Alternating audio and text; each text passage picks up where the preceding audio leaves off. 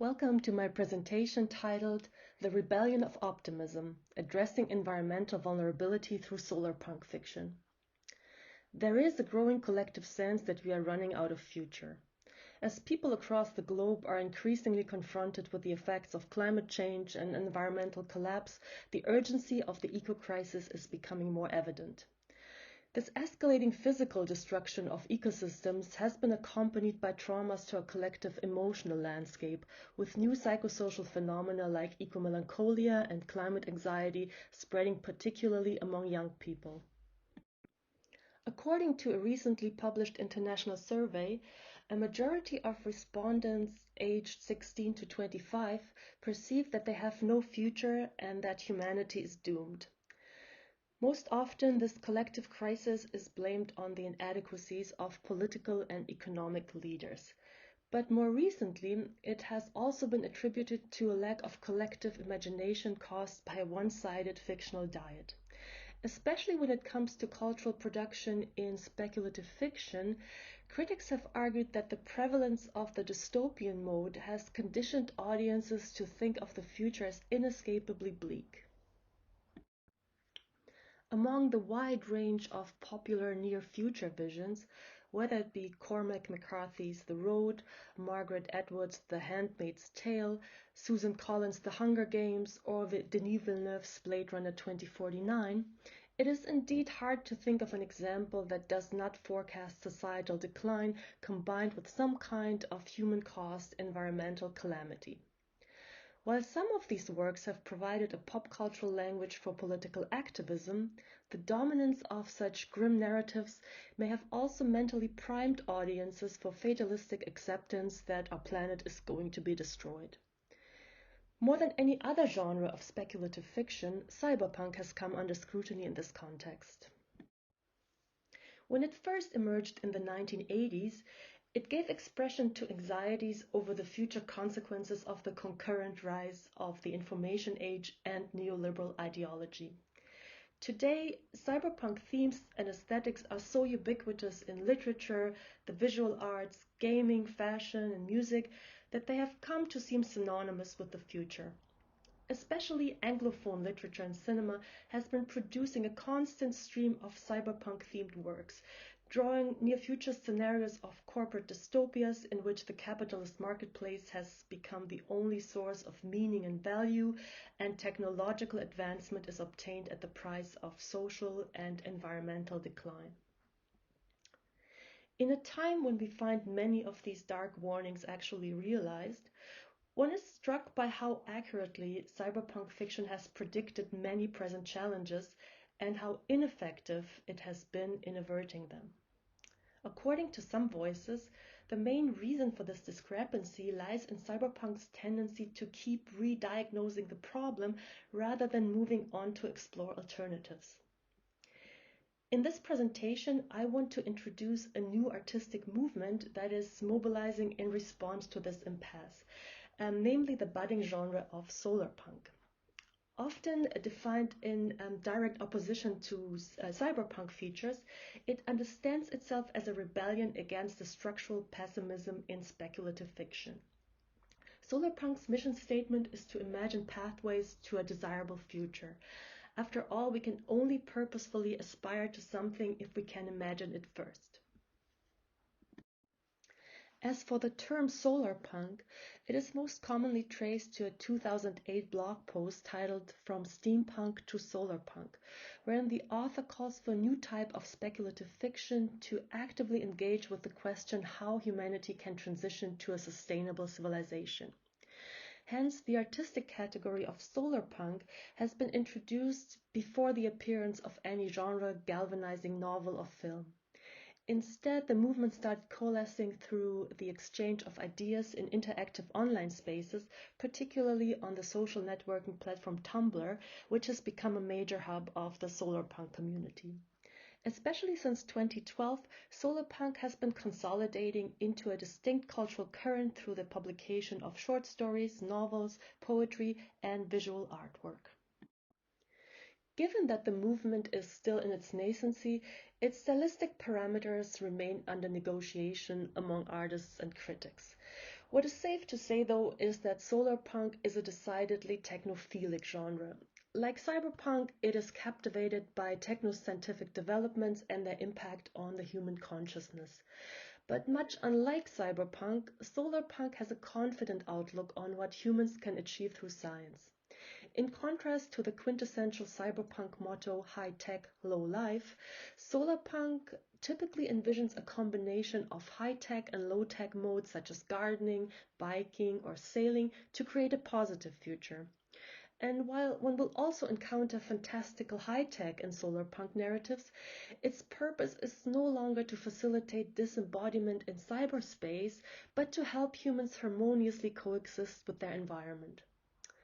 Solarpunk sets hopefulness against cynicism, communal cooperation against individual struggle, and lush Art Nouveau aesthetics against neon noir. Despite this decidedly hopeful outlook, solarpunk is not an escapist feel-good genre. To the contrary, solarpunk narratives often unfold in settings characterized by material scarcity, emotional trauma, and hostile environments. But in contrast to the dog-eat-dog corporate wastelands and the endless parade of marauders, zombies, and tyrannic oppressors that populate most speculative fiction, solarpunk stresses the transformative potential of human solidarity and draws attention to our shared vulnerability in this ecological crisis.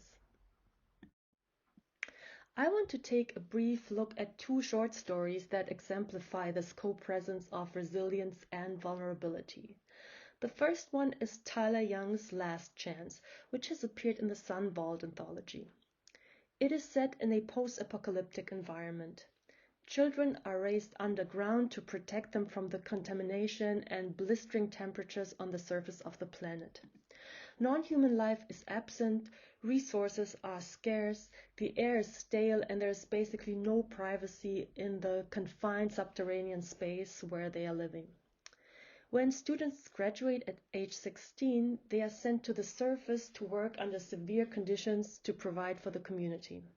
Until that point, they are separated from their parents so that their teachers are the only adults in their lives. The story is narrated from the perspective of one of these teachers, Grace. As she is conducting another graduation ceremony, this is what she says. Millennia ago, humanity fled the smoking ruin of Earth.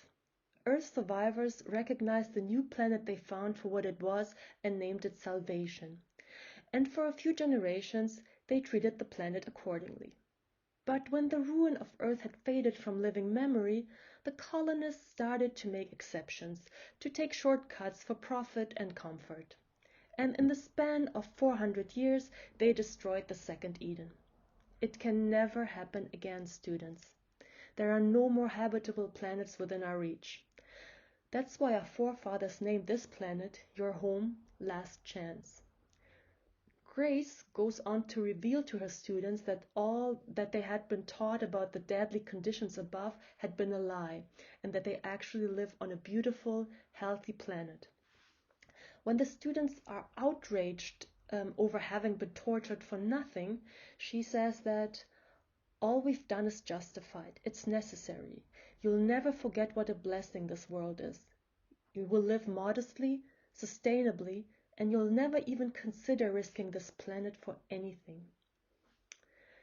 The story's message is pessimistic and optimistic at the same time.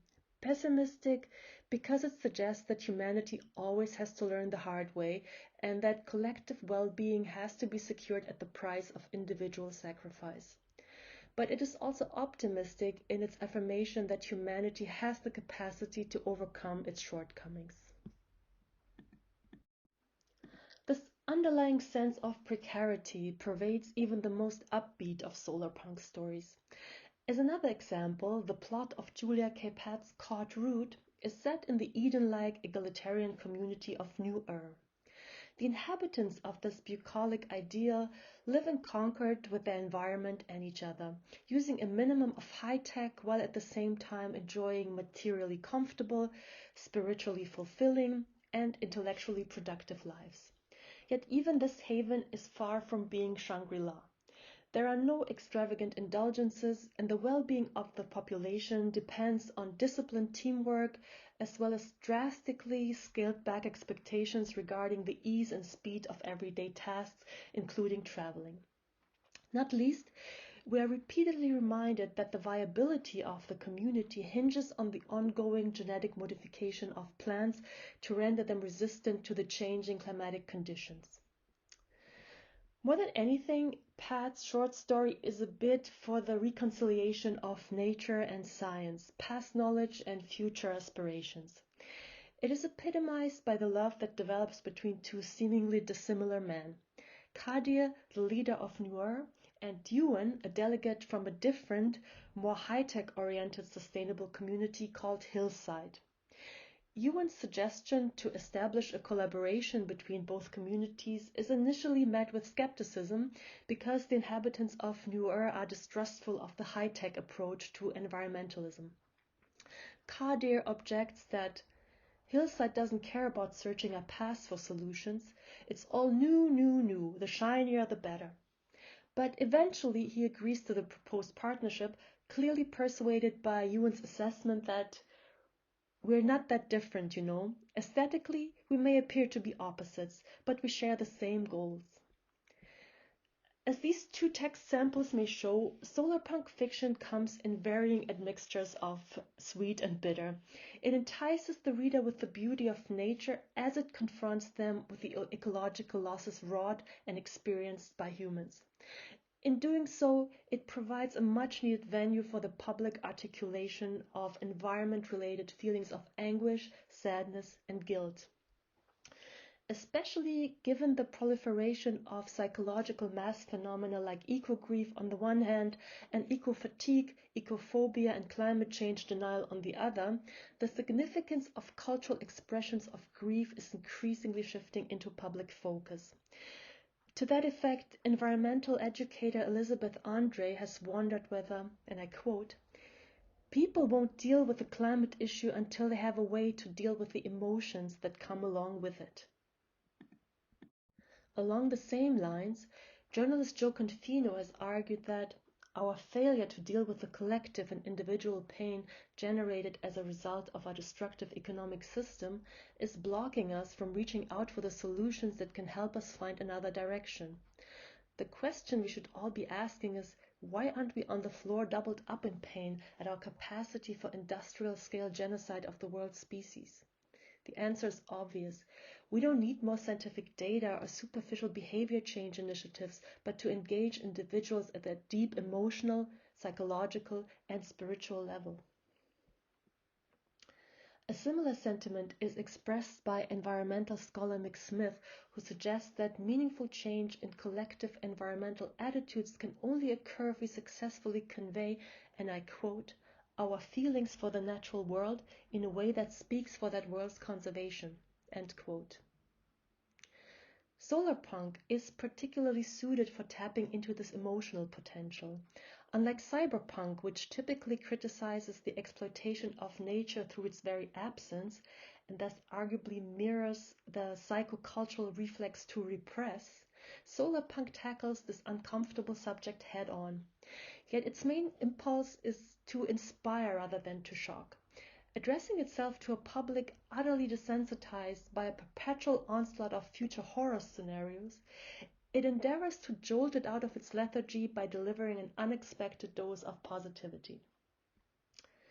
Granted, especially in the current political climate of strife and polarization, solarpunk's aspirations to communal harmony may seem like quixotic delusions.